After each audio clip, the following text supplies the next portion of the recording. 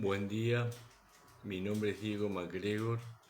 Hoy es el conversatorio psicoanalítico número 28 y hoy voy a presentar un texto de un amigo mío psicoanalista que se llama Roberto Geber sobre el caso Ana O de Freud, que la verdad que cuando yo lo estuve leyendo me pareció muy interesante su lectura.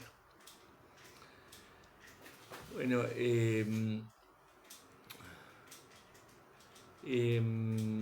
Roberto Geber dice que el caso Ana O puede examinarse desde diferentes perspectivas, como un tema psicoanalítico o como un relato romántico. Geber lo formula desde determinados elementos que el lenguaje nos aporta.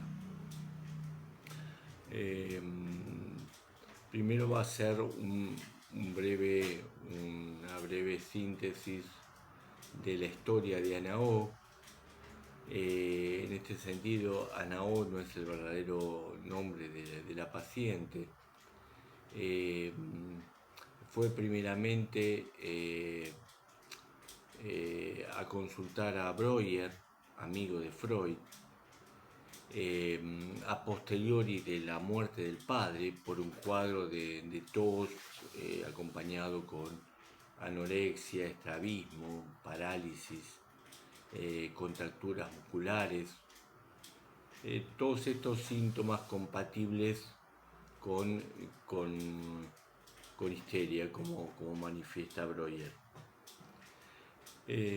Breuer afirma que se trata de una joven de buen nivel económico y social, de inteligencia sobresaliente, dotes poéticas y fantasía, entendimiento tajante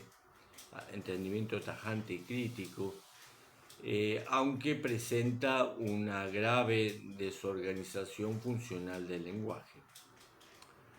En este sentido, se atascaba en lo que decía y repetía las últimas palabras, y tras un breve lapso retomaba el hilo.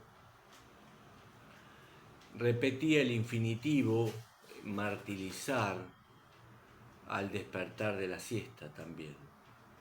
Le faltaban palabras y poco a poco su lenguaje perdió toda gramática y sintaxis, como así la conjugación de los verbos. Vemos como Breuer decía, toda una desorganización importante del lenguaje, pero había que escuchar ahí de qué se trataba estos problemas del lenguaje. Construía las oraciones con un infinitivo creado a partir del participio y del pretérito, sin artículo.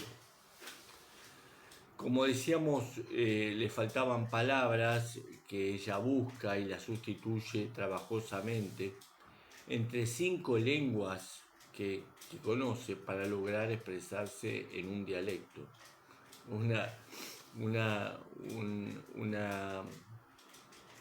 chica muy versátil en el conocimiento de idiomas.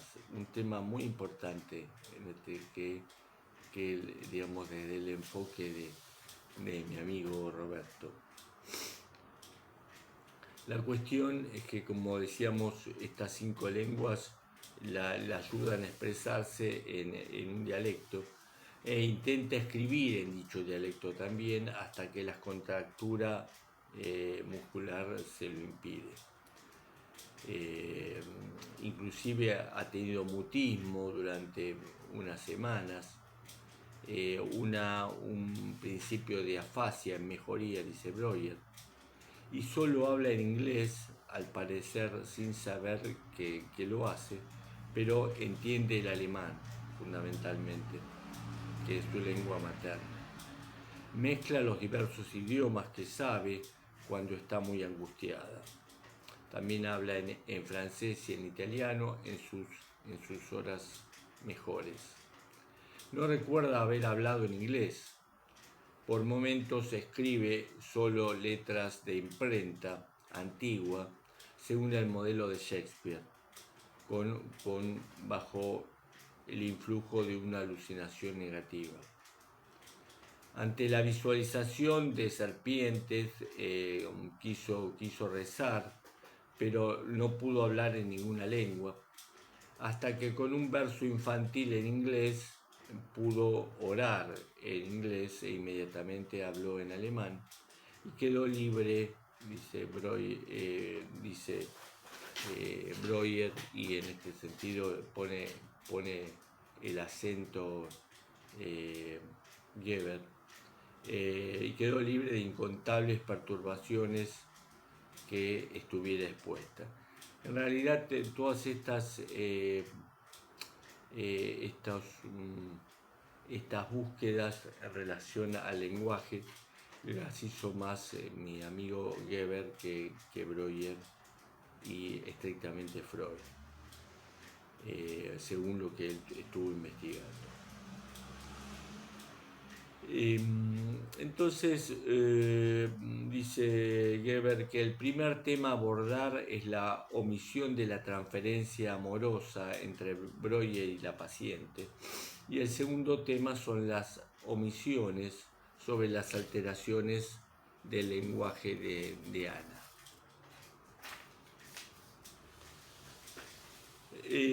Por otra parte, mi amigo Geber nos recuerda que Ernest Jones reveló el nombre de Ana O, era Berta Pappenheim, y despertó la ira de la paciente cuando se enteró. Esta Berta Pappenheim fue una militante feminista de los derechos de la mujer y de los niños. Fue una de las primeras asistentes sociales en Alemania, además de escritora y traductora. O sea que fíjense la trayectoria que tuvo esta mujer en su momento. Su familia era judía, en su casa hablaban el yiddish y el alemán. Luego aprendió inglés, francés e italiano. Geber se pregunta por qué Ana no puede hablar sus lenguas maternas y pregunta, ¿acaso para atenuar sus emociones y no tomar contacto con su decir? Es una de las preguntas. Entonces nos recuerda Geber que Cortázar dice que la literatura es ejercicio de resta.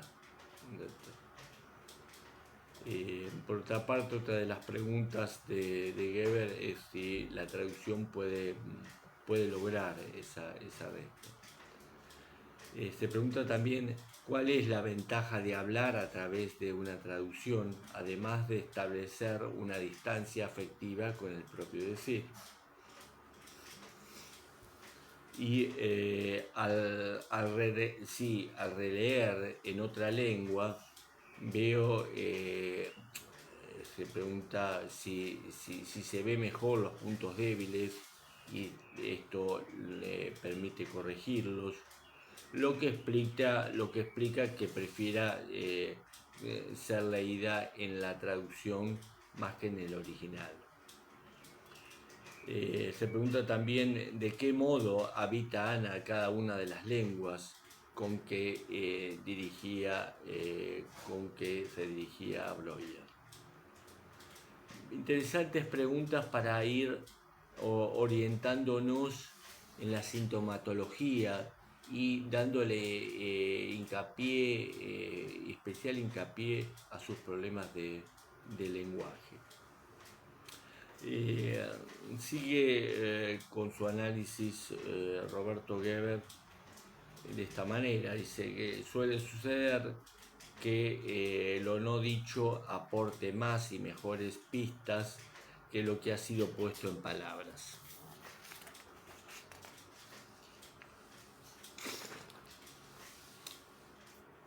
continúa diciendo que la lengua materna es el primer idioma que se aprende en lo familiar y la segunda lengua puede ser cualquier idioma aprendido después. Ana poseía 2 lenguas maternas, el yiddish y el alemán, y después, como decíamos, el inglés, el francés y el italiano. Se sigue preguntando, Roberto, por qué Ana no usó con Breuer el yiddish. Claro, y nos recuerda que se encontraban en Austria. Ana vivía en un clima de fuerte sometimiento social de las mujeres, sumado a la discriminación judía. Estamos hablando de principios del siglo XX. El yiddish estaba mal visto.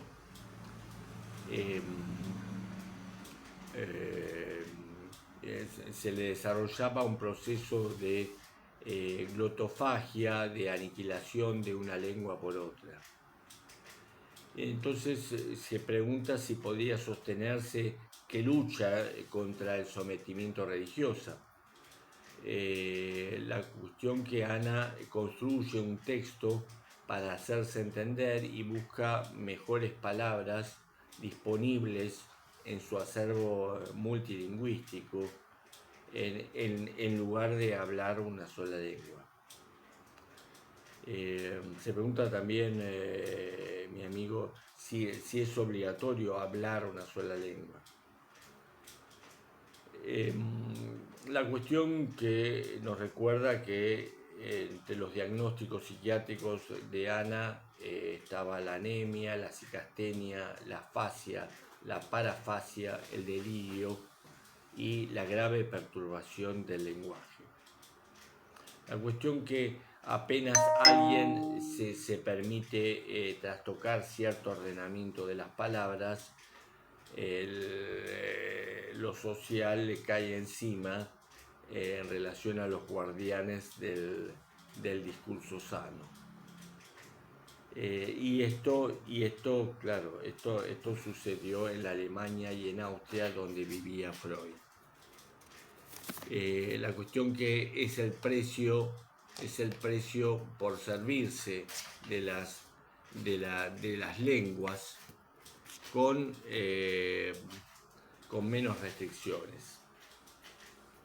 Ana se niega a hablar y a entender el idioma alemán. Ese es uno de los problemas fundamentales de Ana, según señala Roberto Weber. Ana habla 3 idiomas extranjeros, como veníamos diciendo. Sigue preguntándose, o sea, esta cuestión de las preguntas en psicoanálisis es tan importante. Dice Roberto, ¿se vuelve temporariamente extranjera en su propia lengua? ¿Intenta adquirir estas lenguas para adquirir una nueva identidad? ¿Pretende negar su lengua materna? ¿Qué relación la uniría al alemán? La cuestión que Ana contaba historias en lenguas extranjeras. Ana habla en alemán primitivo, con faltas de gramática, oraciones en infinitivo o ausencia de artículos.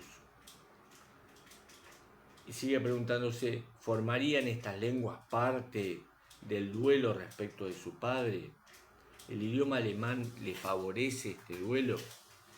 La cuestión que Ana comienza las graves alteraciones funcionales del lenguaje después de la muerte del padre. Sigue preguntándose Weber, ¿qué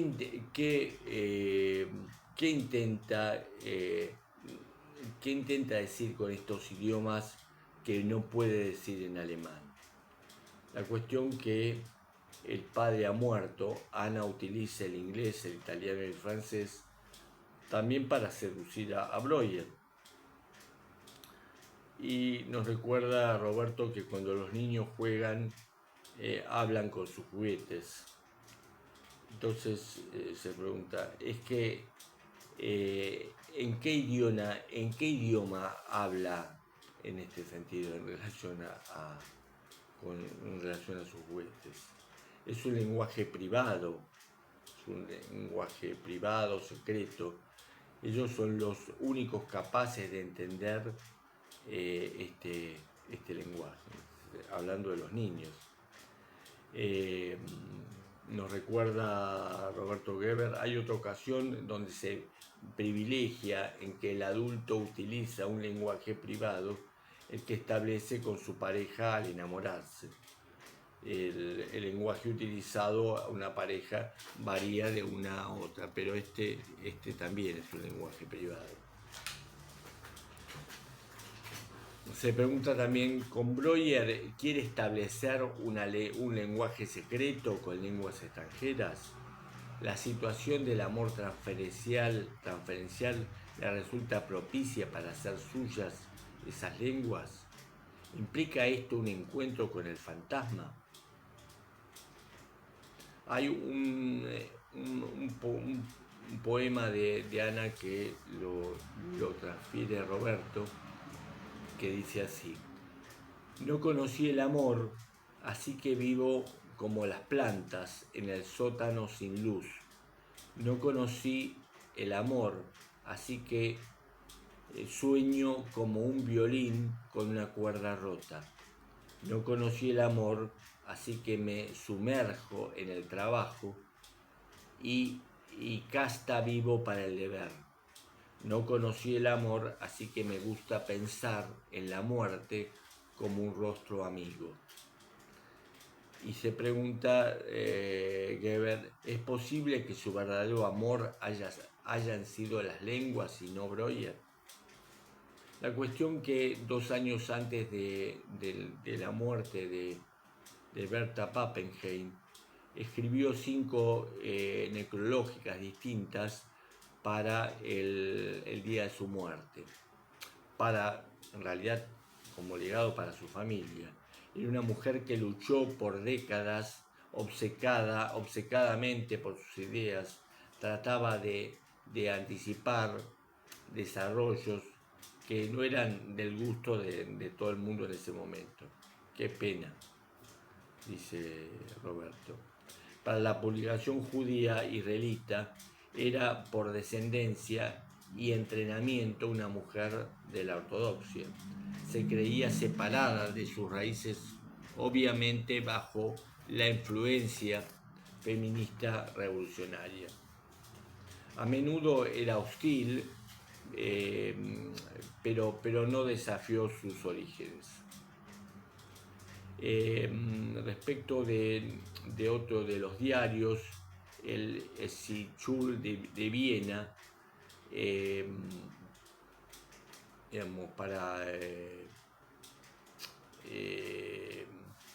dice Roberto que es una publicación germana o judía patriótica, y nos recuerda que una mujer verdaderamente, ella era una mujer verdaderamente dotada, tanto en la esencia judía como en la civilización germánica. Sin embargo, permaneció fuera de nuestras filas porque rechazó severamente las ideas que no le gustaban. Qué pena, dice Roberto. Para la revista judía sionista, dice, una vieja y activa enemiga de nuestro movimiento, aunque nadie puede negar que tenía conciencia judía y fuerza. Se creía germana, pero era una asimilada. Qué pena. Para el Blatter, otra revista, otro diario de la Liga de Mujeres Judías en ese momento, en 1904, fundó esa federación, pero la negaron. Por último, Roberto dice, qué pena. Bueno, dejamos acá y les agradezco la presencia de ustedes.